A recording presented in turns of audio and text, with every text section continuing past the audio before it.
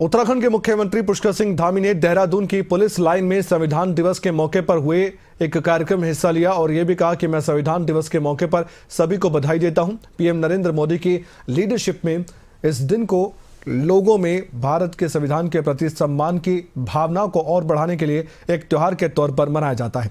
देश में गैर जरूरी कानून जिन पर अभी भी गुलामी का साया था उन्हें खत्म कर दिया गया। लोगों को जल्द न्याय दिलवाने के लिए कानूनों को और मजबूत किया जा रहा है। उत्तराखंड में भी हमने कई कानून बनाए, चाहे वो यूसीसी का हो या फिर धर्म बदलने के खिलाफ कानून का हो या धर्म बदलने के खिलाफ कानून के अलावा दंगे रोकने के खिलाफ कानून का हो। सत्य की विजय होती है और असत्य की नहीं।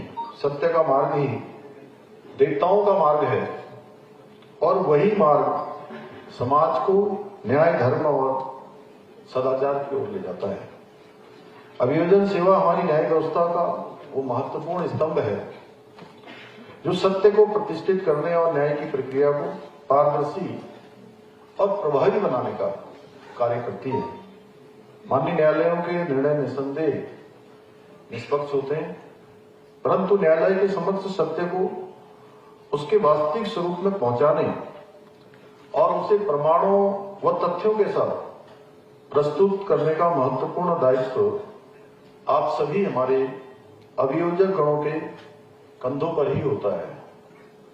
आप सभी के अथक प्रयासों के कारण ही देश के नागरिक न्यायपालिका को विश्वास, सुरक्षा और उम्मीद के सर्वोच्च प्रतीक के रूप में देखते हैं।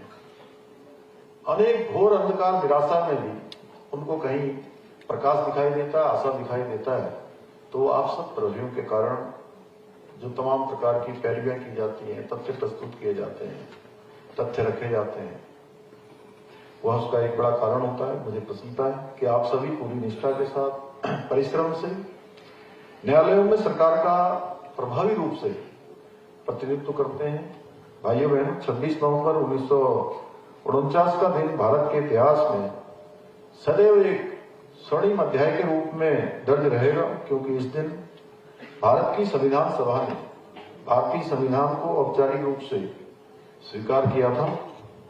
26 नवंबर को विधि दिवस के रूप में मनाने की शुरुआत 1979 में प्रख्यात विधिवेता स्वर्गीय डॉक्टर लक्ष्मीमल सिंघवी के प्रयासों और सुप्रीम कोर्ट बार एसोसिएशन के द्वारा की गई थी, जिसका उद्देश्य था कि समस्त देशवासी संविधान सभा के उन सभी महापुरुषों के प्रति अपनी कृतज्ञता व्यक्त करें जिन्होंने इस महान संविधान के निर्माण में अपना अमूल्य योगदान दिया।